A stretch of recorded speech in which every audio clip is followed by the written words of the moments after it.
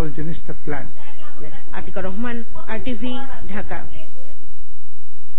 দশম জাতীয় সংসদ নির্বাচনে বিএনপির অংশ নেওয়ার আর সুযোগ নেই, তবে একাদশ সংসদ নির্বাচনের বিষয়ে আলোচনার সুযোগ আছে বলে জানালেন যোগাযোগ মন্ত্রী ওবায়দুল কাদের। আর বন ও পরিবেশ মন্ত্রী হাসান মাহমুদ হুঁশিয়ারি দিয়ে বললেন, আগামীতে সরকার গঠন করলে সন্ত্রাসীদের কঠোর হাতে দমন করা হবে। রাজধানীতে আলাদা আলোচনা সভায় এসব কথা বলেন তারা। রিপোর্ট আশরাফের। রাজধানীর সেতু ভবনে পদ্মা সেতুর মাওয়া সংযোগ সড়কের চুক্তি সই অনুষ্ঠানে ওবায়দুল কাদের বলেন, এরশাদকে নিয়ে যে রাজনৈতিক ধূম্রজাল তৈরি হয়েছে তা জাতীয় পার্টির আভ্যন্তরীণ বিষয়। আর মধ্য জানুয়ারি পর্যন্ত দেশে রাজনৈতিক সহিংসতা চলবে আশঙ্কা প্রকাশ করে মন্ত্রী বলেন, সরকারকে আরো কঠোর হতে হবে।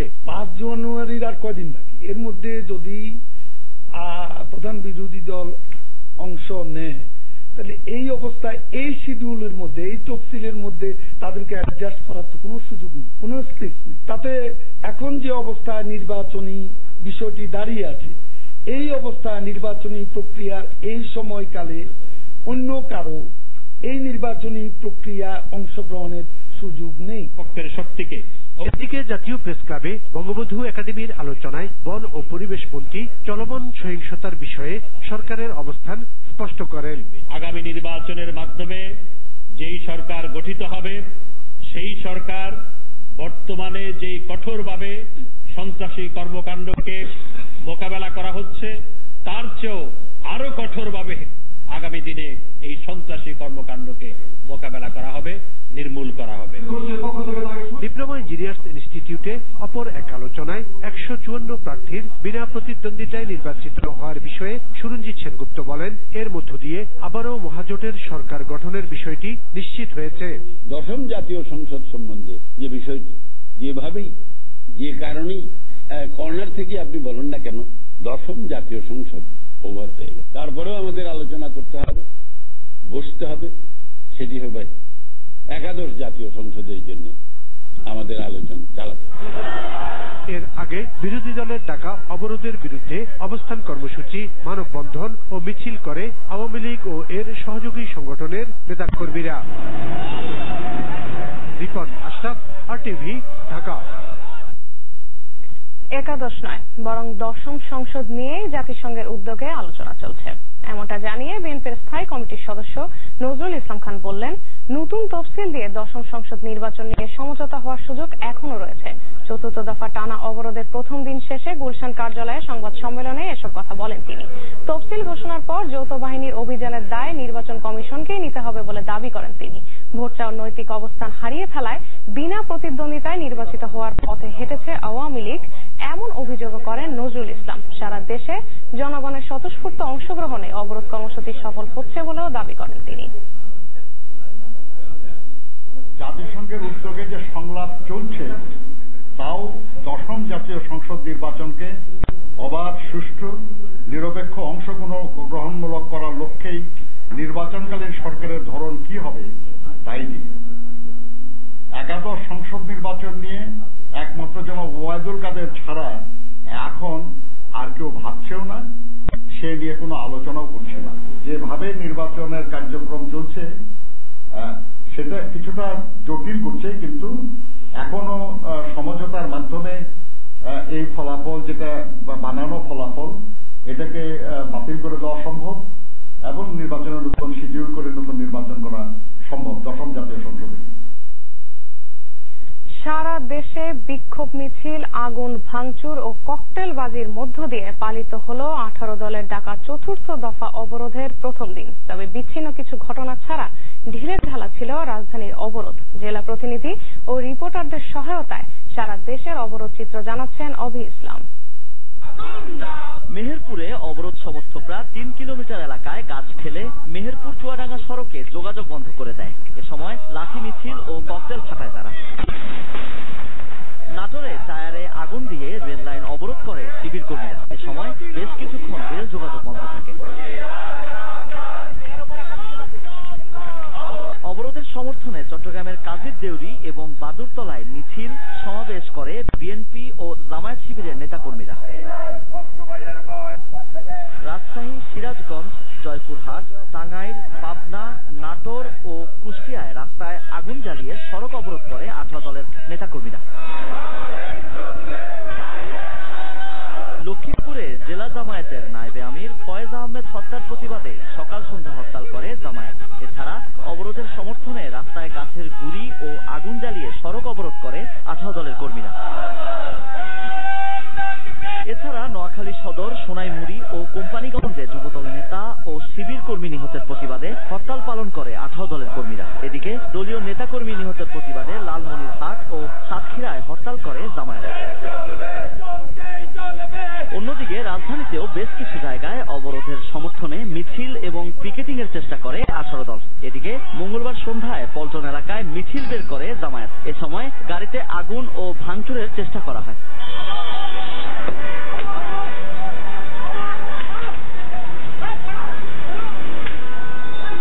ইসলাম, RTV, ঢাকা।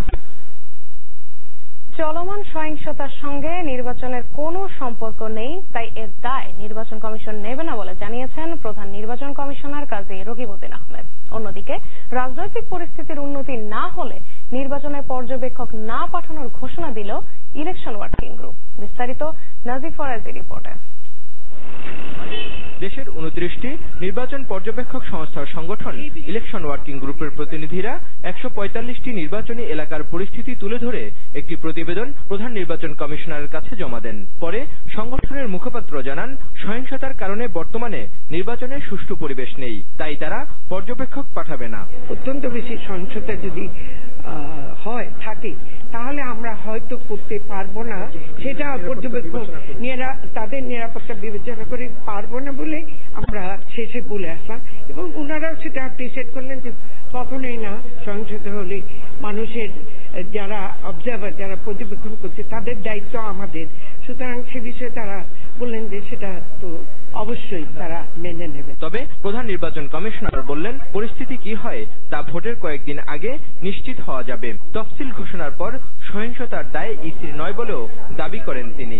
নির্বাচনের সাথে এগুলোর কোনো সম্পর্ক নাই, নির্বাচনের সাথে এগুলোর সম্পর্ক নাই। এই ঘটনা আগেও ঘটেছে, নির্বাচন তফসিল ডিক্লেয়ার করার আগেও ঘটেছে, এরকম আপনারা জানেন, আপনারা রিপোর্ট করেছেন। এটা আইন শৃঙ্খলার ব্যাপার, এবং আইন শৃঙ্খলা রক্ষা করার যাদের দায়িত্ব ওনারা ব্যবস্থা নিচ্ছেন, তারা এটাকে ব্যবস্থা নেবেন। এদিকে 10ম জাতীয় সংসদ নির্বাচনে বিনা প্রতিদ্বন্দ্বিতায় একক প্রার্থীকে নির্বাচিত করার বৈধতা চ্যালেঞ্জ করে জাতীয় পার্টির ভাইস চেয়ারম্যান খন্দকার আব্দুস সালামের পক্ষে সুপ্রিম কোর্টে রিট করেছেন আইনজীবী হাসান M.S. আজিম। নাজিব ফরাজি, RTV, ঢাকা। এদিকে বাংলাদেশে চলমান সহিংসতা বন্ধ না হলে জানুয়ারির 3য় সপ্তাহে আবারও শুনানি করে এই ইস্যুতে সিদ্ধান্ত নেবে যুক্তরাষ্ট্রের পররাষ্ট্র বিষয়ক কংগ্রেস কমিটি। একই সঙ্গে সংকট নিরসনে সুষ্ঠুভাবে আগামী নির্বাচন সম্পন্ন করতে রাজনৈতিক দলগুলোর সহায়তার কোনো বিকল্প নেই বলেও মন্তব্য করেন কমিটির সদস্য গ্রেস ম্যাং। নিউ ইয়র্কের জামাইকায় এক সভার আগে এই অভিমত দেন গ্রেস ম্যাং। বাংলাদেশকে যুক্তরাষ্ট্রের ঘনিষ্ঠ মিত্র উল্লেখ করে দেশটির উন্নয়ন অগ্রগতিতে ব্যাঘাত ঘটে এমন কর্মকাণ্ড দেখতে চান না বলেও মন্তব্য করেন কমিটির সদস্য গ্রেস ম্যাং। তথ্য প্রযুক্তির সুযোগ সুবিধা গ্রাম পর্যন্ত পৌঁছে যাওয়ায় সাধারণ মানুষ প্রায় 200 রকমের সেবা পাচ্ছে বলে জানিয়েছেন প্রধানমন্ত্রী শেখ হাসিনা। মহাজোট সরকারের সময় 4,500-এরও বেশি উন্নয়ন তথ্য কেন্দ্র এবং দেশব্যাপী সার্ভিস সেন্টার স্থাপনের ফলে মানুষের সুফল ভোগ করছে জানিয়ে প্রধানমন্ত্রী বলেন, কমিউনিটি ক্লিনিক স্থাপন ও সেবা খাতগুলো ডিজিটালাইজেশনের মাধ্যমে স্বাস্থ্যসেবা জনগণের দোরগোড়ায় পৌঁছেছে। বাংলাদেশ ও শ্রীলঙ্কার জাতীয় ক্যাডেট কোরের একটি প্রতিনিধি দল প্রধানমন্ত্রী শেখ হাসিনার সঙ্গে দেখা করতে গেলে তিনি এসব কথা বলেন। শ্রীলঙ্কার সদস্যরা প্রধানমন্ত্রীকে বলেন, তারা 16 ডিসেম্বর বিজয় দিবসের বর্ণাঢ্য উদযাপন দেখে অভিভূত। শিক্ষা, স্বাস্থ্য ও ICT খাতে তার সরকারের ব্যাপক সাফল্যের কথা উল্লেখ করে প্রধানমন্ত্রী প্রাকৃতিক দুর্যোগ সহ বিভিন্ন কর্মকাণ্ডে ক্যাডেটদের ভূমিকার প্রশংসা করেন।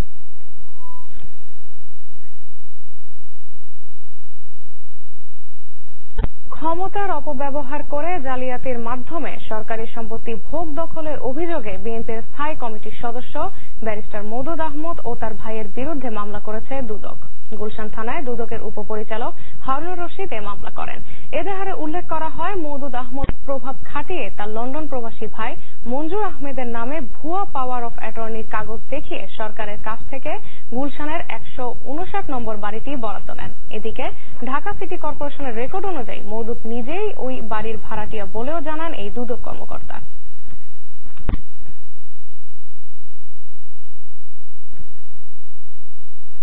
জামাত নেতা কাদের মোল্লার ফাঁসির রায় নিয়ে পাকিস্তান পার্লামেন্টে শোক প্রস্তাব পাশ ও দেশটির স্বরাষ্ট্রমন্ত্রীর বক্তব্যকে কূটনৈতিক শিষ্টাচার বহির্ভূত বললেন তথ্যমন্ত্রী। সচিবালয় নিজ কার্যালয়ের সংবাদ সম্মেলনে তথ্যমন্ত্রী বলেন, যতই দেশি বিদেশি ষড়যন্ত্র হোক যুদ্ধাপরাধীদের বিচার চালিয়ে নেওয়া হবে। এদিকে বাংলাদেশের নিজস্ব বিষয় হস্তক্ষেপ করায় পাকিস্তানের হাই কমিশনারকে তলব করে কড়া নিন্দা ও প্রতিবাদ জানিয়েছে পররাষ্ট্র মন্ত্রণালয়। আরো জানাচ্ছেন ফারুক খান।